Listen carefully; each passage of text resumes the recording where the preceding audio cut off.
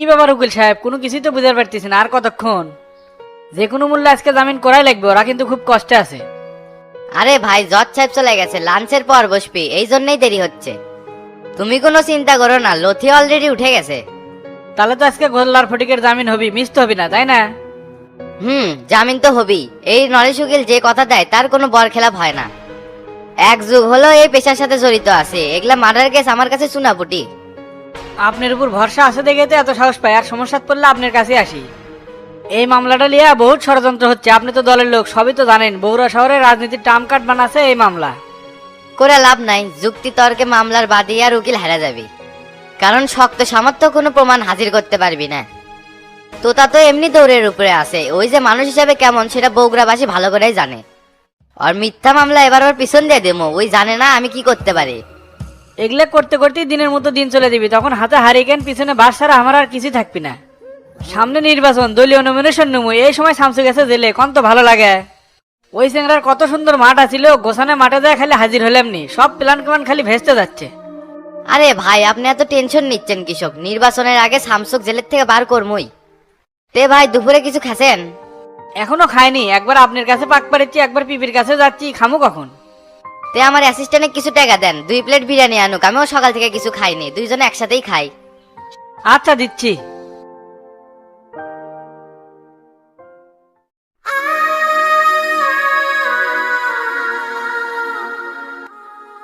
সব মিলে কিরকম আছেন? আর ভালো থাকা, জেলের মধ্যে কিরম থাকা যায় সেটা বুঝিস না, তারপরও আলহামদুলিল্লাহ মোটামুটি আছি ভালো। চার দেওয়ালের মধ্যে বন্দি হয়ে থাকা, আমরা পলিটিক্যাল মানুষ, লোকজন ছাড়া কি ভাল লাগে ক? জীবন মানেই কষ্ট, তাই জীবন যুদ্ধে টিকে আছি আর কি। আপনি যে মিথ্যা মামলায় ফেসে গেছেন সেটা সবগুলি জানে, কিন্তু কোর্টে প্রমাণ করতে তো মেলা সময় লাগবে। প্রমাণ করার জন্য পিবে কাজ শুরু করছে, হয়তো তুই জানিস না। ফটিক গোল্লার কি হলো, এখন 2টা বাজে, কোনো খবর নাই। শফিক চাচা কোর্টের বারান্দাত বসে আছে, জজ লাঞ্চে গেছে, ওর থেকে এসে পটিকার গোল্লার কাগজ দেখবি। আল্লাহ জানে ওকে জামিন হয় কি না হয়, জজকের মক্কর বোঝা তো বড়ই কঠিন। না দেওয়ার তো কিছু দেখতেছি না, জামিন হয়ে যাবি, কারণ ওকে তো কোনো গ্রাউন্ড নাই। শুধু আমার জামিন এখান থেকে হবে না, হাইকোর্ট থেকে করা লাগবে, আর এখান থেকে জামিন করবে গেলে জজের সাথে ভালো লাইন করা লাগবে, তাহলেই সম্ভব। সব গ্রাউন্ড তো আমার ওপর, এলে সব মিথ্যা প্রমাণ করে বের হতে আমার অনেক টাইম লাগবে। চাচাক যায় ঢাকার যাবার কবু, এটি বসে থেকে কি করে, সবাই তো নমিনেশন তুলতেছে বে। গতকালই গেলনি, খালি জামিনের ডেট আছে দেখে যায় নাই। চাচা তো আজকে খুব ব্যস্ত, খালি দৌড়দৌড়ি উপর আছে, এই উকিলের কাছে যাচ্ছে, এই পেশকারের কাছে যাচ্ছে, জামিন হয়ে গেলে আপনার সাথে দেখা করবে। কোর্ট কাছারির বিষয়, টেকা ছাড়া কেউ কথা কয় না, কথা কর আগে টেকা দেওয়া লাগে। বিপদ আপদের জন্যই তো টেকা, টেকালে তো আর কবর যাবো না। টেকা দিয়ে যে কাজ হয় সেটাই তো সহজ, 10-এর কাছে 20 লাগা, কিন্তু ফাইলও তো নিচে থাকে গে। সকাল থেকে ওরা চাতক পাখির মতন হয়ে বসে আছে, আর তুই কিছু লতি ওঠেনি। এমনি দিনে 300 কাগজ দেখে, আমার তো মনে হচ্ছে কাগজ একবার নিচে পড়ছে। এই টেকা দেয় গুন্ডি রে। লাঞ্চের পর যদি জজ না বসে তাহলে কি হবি নে, পেশকারে কয়েকটা টেকা দিয়ে কাগজটা উপরে তুলে নিবি, কি করে না করে কিছুই বুঝি না। জেলখানার প্রত্যেকটা মিনিট খুব কষ্টের, এটি বেশি দিন থাকলে মেন্টালিটি ভাবে ঠিক হয়ে যাবি।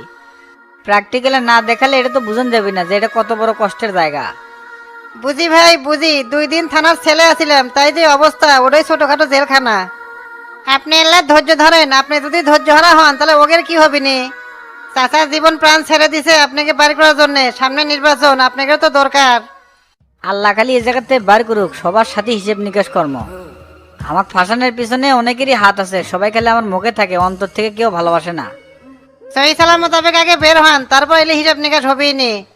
বাইরের ক্যান্টিন থেকে কিছু খাবার লেগে দিছি, সন্ধ্যার সময় তুলেন। তাহলে আমি এখন যাই, দেখি ওই দিকটা কি অবস্থা। আচ্ছা যা, আর কি হয় না হয় জানলার কাছে এসে কোষ, আমরা কিন্তু জানলামুখী হয়ে আছি। আচ্ছা ভাই, আসমুনি, তাহলে থাকেন।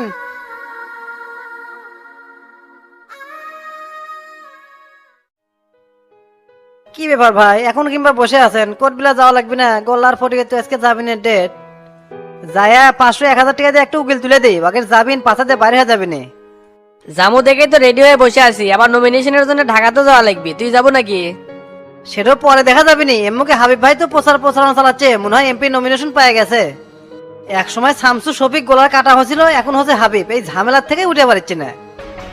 রাজনীতি এরকমই রে, মারবি এক জায়গায়, ব্যথা লাগবে আর এক জায়গায়। হাবিব বসন্তের কুকিলগিরি নিয়ে প্রচারণা চালাচ্ছে, সময় আগে হোক তখন বুঝতে পারবি নি কুটকার পানি কুটি করিচ্ছে। ক্ষমতার লোভ আর স্বার্থে আপন মানুষগুলান যে এভাবে চরিত্র পাল্টায় রাজনীতি না করলে বুঝে পারনুন না। যেই যুদ্ধে আমরা নামছি জীবন শেষ না হওয়া পর্যন্ত মাঠ ছাড়বো না। হুটহাট করে আসবি আর জায়গা ছেড়ে দেবো অত সহজ না। এই মাঠ তিলে তিলে আমরা তৈরি করছি। এনা ধৈর্য ধর, অনেক কিছু দেখার বাকি আছে, কেবল যে শুরু। এই পথ কৌশলে পাড়ি দেওয়া লাগবে, কারণ প্রতিযোগী অনেক আছে। হ্যাঁ ভাই বুঝে পারছি, এখন চলেন, অনেক দেরি হয়ে যাচ্ছে। আচ্ছা চলেক। এই অল্প না বসে, তোর সাথে জরুরি কথা আছে, এত তাড়াতাড়ি তো ওঠা যাবে না। এই বুড়া দিনে কথা কথায় এই বুড়া চলে যাচ্ছে, নিশ্চয়ই কোনো কুপ্রস্তাব নিয়ে। আচ্ছা ভাই তাহলে বসেন। এত তাড়াহুড়া করে কুটি যাচ্ছে লোক, কি হচ্ছে? কোর্ট বিলে যাচ্ছিলাম, এনা কাম আছে। আজকাল তো তুই খুব সেনা হয়ে গেছো বে, কি করিস না করিস কিছুই জানাস না। এক সময় তো মুত পের গেলেও এই হাবিবে কয়ে গেছো।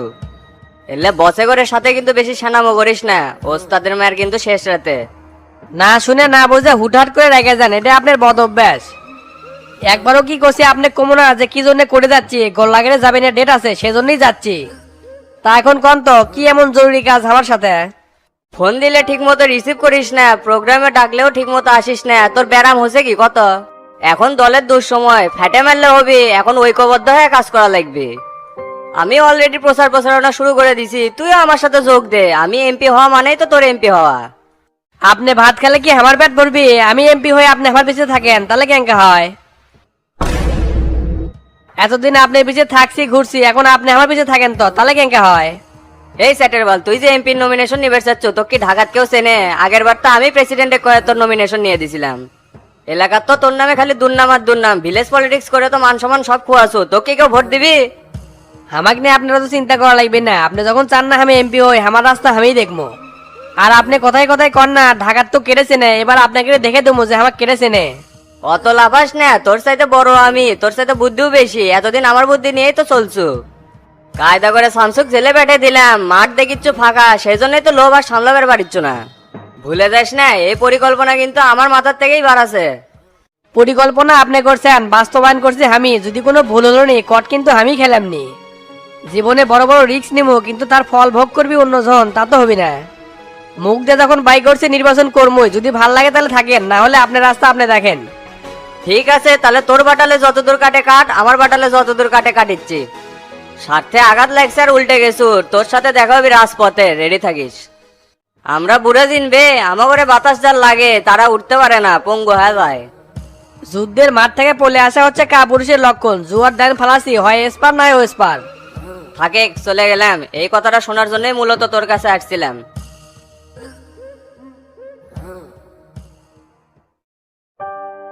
আপনার আসার খবর আমরা পাইছি, যা যা সার্বিক সহযোগিতা লাগে আমরা করব, যাতে করে এই মামলার সত্য ঘটনা খুব দ্রুত উন্মোচন করা যায়। মামলা তদন্ত তখনই দ্রুত শেষ করা যায় যখন পরিবেশ অনুকূলে থাকে। দেখেন হারুন সাহেব, মারার মামলা সাধারণত একটু ক্রিটিক্যাল হয়। আচ্ছা, সেলিম মারা যাওয়ার পেছনের কারণগুলো কি কি একটু বলেন তো। আমরা সরজমিনে আর ময়না তদন্ত করে যতটুকু জানছি, মাথায় আঘাত করা হয়েছিল আর কোমরে একটা স্টেপ করা হয়েছিল। তাতে অধিক রক্তক্ষরণ হয়, আর রক্তক্ষরণের জন্যই সেলিম মারা যায়। বুঝতে পারছি। আচ্ছা, ঘটনা ঘটার কয়দিন পর সে মারা গেল? তাও তো আপনার 8-9 দিন পর ছেলেটা মারা গেল। কিন্তু দুঃখের বিষয়, এই 8-9 দিন তাকে বগুড়ায় রাখা হয়েছে। উন্নত চিকিৎসার জন্য যদি ঢাকা পাঠানো হতো তাহলে ছেলেটা হয়তো বেঁচে যেত। প্রায় 8-9 দিন পর রক্তক্ষরণের কারণে ছেলেটা মারা গেল। দুয়ে দুয়ে তো 4 মেলে না। আর উন্নত চিকিৎসার জন্য তাকে ঢাকা নিয়ে যাওয়া হলো না কেন? এটাও তো একটা প্রশ্ন। কি আর বলবো স্যার, ছেলেটার মারা যাওয়ার কথাই না, হাসপাতালে তার সাথে আমার কথা পর্যন্ত হয়েছে। বগুড়ায় তো গ্রুপিং রাজনীতি চলে, আর শামসুর একমাত্র শত্রুই হলো তার ছেলেই হলো সেলিম। এখানে রাজনীতির একটা বড় ইস্যু হয়ে দাঁড়িয়েছে, সেটা আমরাও বুঝতে পারি। আইসি, এই মামলায় তো দেখতেছি অনেক ঝামেলা আছে। আচ্ছা, আপনি ব্যক্তিগতভাবে বলেন তো আপনার কি মনে হয়? অনুমান করে তো আর কিছু বলা যায় না, যেহেতু আপনি পিপিআই থেকে তদন্ত করতেছেন, সত্যটা অবশ্যই বের করতে পারবেন। একজন সুস্থ সবল মানুষ হঠাৎ করে মারা গেলে এটা তো আমার কাছেও অবিশ্বাস্য লাগছে। ময়না তদন্ত যে ডাক্তার করছে তা কেমন মনে হয়? ওর কথাবার্তা তো খুব একটা সুবিধার না। ওনার সাথে সৌজন্য সাক্ষাৎ করছি, তার সাথে পুনরায় কথা বলাটা আমার খুব জরুরি। ঠিক আছে স্যার, যিনি এই রিপোর্টটা করছেন সেই ডাক্তারের সাথে আপনার সাক্ষাতের ব্যবস্থা করতেছি। এই ডাক্তারের মধ্যেও ভেজাল গন্ডগোল থাকতে পারে, যদিও আমি শিওর না। ঠিক আছে, আপনি ডাক্তারকে ডেকে পাঠান, ওনাকে জিজ্ঞাসাবাদ করার আছে। হাসান এদিকে আসো তো। জি স্যার বলেন। সেলিম হত্যা মামলার ময়না তদন্তের রিপোর্ট যে ডাক্তার দিয়েছে তাকে নিয়ে আসেন। ওকে স্যার, এখনই গ্রেপ্তার করে নিয়ে এসেছি। দূর মিয়া, গ্রেপ্তার করা লাগবে না, যাই বলেন যে ওসি স্যার ডাকছে আপনাকে। জি স্যার। এখন যে সকল বন্দী ভাইদের নাম ডাকা হচ্ছে তাদের সকলেরই জামিন। মোহাম্মদ গোল্লা হোসেন, পিতা শাকিল হোসেন, শাহজাহানপুর বগুড়া। ফটিকুর রহমান, পিতা জিল্লুর রহমান, শাহজাহানপুর বগুড়া। ও আমিজান, পিতা বেলাল আকন্দ, নন্দীগ্রাম। মোহাম্মদ রাব্বি মাহমুদ, পিতা খালেদ মাহমুদ, শাহজাহানপুর। আপনাদের প্রত্যেকেরই জামিন। সময় নষ্ট না করে তাড়াতাড়ি মূল গেটের সামনে থালা ও ব্যাগ নিয়ে আসুন।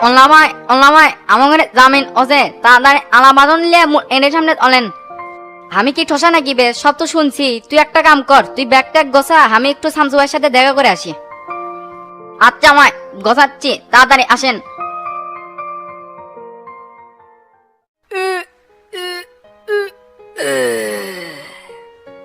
প্যাডের মধ্যে খালি ঘটর মটর করে, কিন্তু বাথরুমে আসলে মাল বাড়ায় না।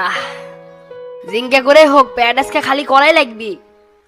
এ ভাই, আর কতক্ষণ লাগবে? 1 ঘন্টা হলো ঢুকছেন, কখন বাড়াবেন? এস তুই একটা যাতো দেখিচ্ছি একটা সমস্যা আছে, সেজন্য বসে আছি। আর বাথরুম নাই, ছেলের যা পারিস না, আমার বাড়াতে দেরি হবি। এ ভাই, একটু তাড়াতাড়ি বাড়ান, আমাদের জন্য সুসংবাদ আছে। দেখ মিশা এক কথা কোষ না, হাঁকতে হাঁকতে কিন্তু নিচে এমনি গরম হয়ে আছে, উপরে গরম হয়ে গেলে কিন্তু সমস্যা হয়ে যাবে। এত চিল্লা না করে তুই চলে যা, পরে যা শুনিচ্ছি কি হচ্ছে। মাইকে আমাদের নাম ডাকছে, আমাদের জামিন হচ্ছে, তা আপনি থাকেন, আমরা চলে গেলাম। ও ইয়েস, মাথা মতো তো নষ্ট হয়ে গেল রে রাব্বি, তুই এটা কি শোনালু? কতদিন পর বাড়ির যাবো। থাম থাম থাম, আমার হাগা হচ্ছে, ধুয়েলি একসাথে যাবো, আমাকে ছুঁয়ে যাস না ভাই।